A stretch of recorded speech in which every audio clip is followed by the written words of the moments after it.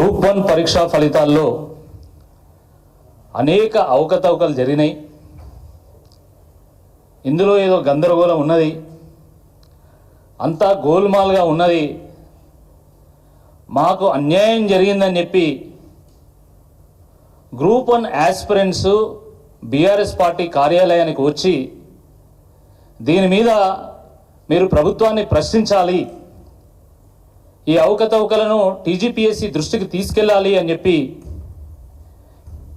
మాతో మాట్లాడితే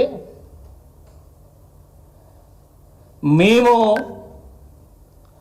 గ్రూప్ 1 పరీక్ష అభ్యర్థులకు అన్యాయం జరిగిందని పూర్తి ఆధారాలతోని ఒక ప్రాపర్ డేటా అనాలిసిస్తోని సహేతుకమైనటువంటి ఒక విశ్లేషణతోని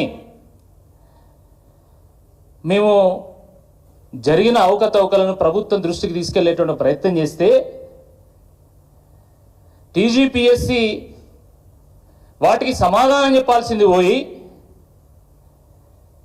మా మీద ఇజ్జత్ దావా కేసేస్తామని చెప్పి నోటీస్ పంపడం జరిగింది. ఎంత దారుణం ఇది! ఒక పబ్లిక్ సర్వీస్ కమిషన్ ఒక వ్యక్తికి ఇజ్జత్ దావా కేసేస్తామని నోటీస్ పంపడం భారతదేశ చరిత్రలో నాకు తెలిసి ఇది మొట్టమొదటిసారి. TGPSC is a very prestigious organisation. TGPSC is a recruitment agency of Telangana government. కానీ నేను అడిగినటువంటి ప్రశ్నలకు సమాధానం చెప్పలేక వారు పంపినటువంటి నోటీస్ చూస్తూ ఉంటే టీజీపీఎస్సీ కాస్త టీపీసీసీగా వ్యవహరిస్తుందా అన్నటువంటి అనుమానం ఈరోజు చాలా మందిలో వ్యక్తమవుతూ ఉంది. అన్యాయాన్ని ఎదిరించడమే నేరమైతే ఆ నేరాన్ని నేను తప్పకుండా మళ్ళీ చేస్తా అని చెప్పి ఈ సందర్భంగా గుర్తు చేస్తా ఉన్నాను. ఆనాడు నిజాం ప్రభు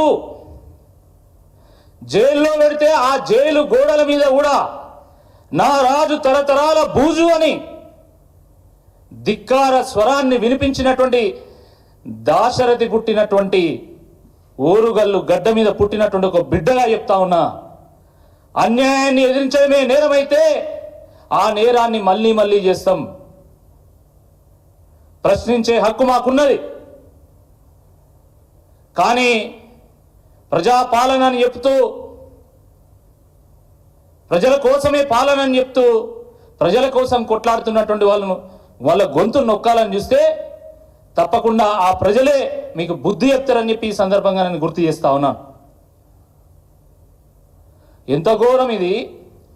టీజీపీఎస్సీ ఒక రిక్రూట్మెంట్ ఏజెన్సీగా ఉండాల్సింది పోయి వాళ్ళ మీద అలిగేషన్ చేస్తే వాళ్ళు నన్ను బ్లాక్మెయిల్ చేస్తారు.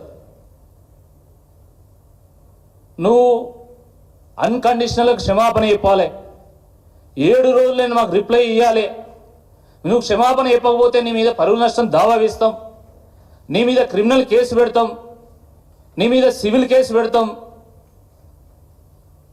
ఏంది బెదిరింపులని అడుగుతున్నా. మీ ఉడత ఊపులకు తాటాకు చప్పులకు భయపడ్డాడు ఎవరు లేడు ఇక్కడ. తెలంగాణ గడ్డ మీద పుట్టినటువంటి ప్రతి బిడ్డ డిఎన్ఏలో తెగింపు ఉంటుంది, తిరుగుబాటు ఉంటుంది, త్యాగం ఉంటుంది. ఆ తిరుగుబాటుకు పురుడు పోసినటువంటి గడ్డ మీద పుట్టినటువంటి ఒక వ్యక్తిగా చెప్తున్నా, మీ తాటాకు చప్పులకు భయపడేది లేదు. తప్పకుండా మిమ్మల్ని ప్రశ్నిస్తాం, 100% ప్రశ్నిస్తాం.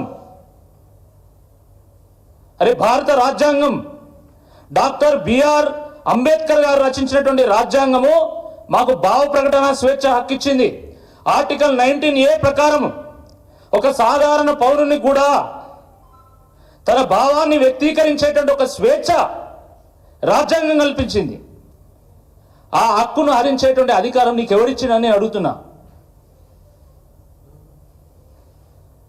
అరే, ప్రభుత్వానికి ప్రశ్నలు వేస్తే వ్యక్తుల మీదకి వ్యవస్థను ఉసుగొలుపుతారా? ప్రశ్నకు ప్రశ్న సమాధానం అవుతుందా? నేను మీకు అనేక ప్రశ్నలు వేసిన, ప్రశ్న వేస్తే మళ్ళీ మీరు నాకు తిరిగి ప్రశ్నలు వేస్తారు, 4 పేజీల ప్రశ్నలు వేస్తారు మీరు. అచ్చా టీజీపీఎస్సీ మీద ఆరోపణలు చేసినటువంటి విమర్శ చేసినటువంటి మొట్టమొదటి వ్యక్తిని నేను కాదు, బహుశా చివరి వ్యక్తిని కూడా నేను కాకపోవచ్చు. గతంలో టీజీపీఎస్సీ మీద అనేక మంది విమర్శలు చేసిళ్ళు. ఈరోజు ముఖ్యమంత్రిగా వ్యవహరిస్తూ ఉన్నటువంటి నాడు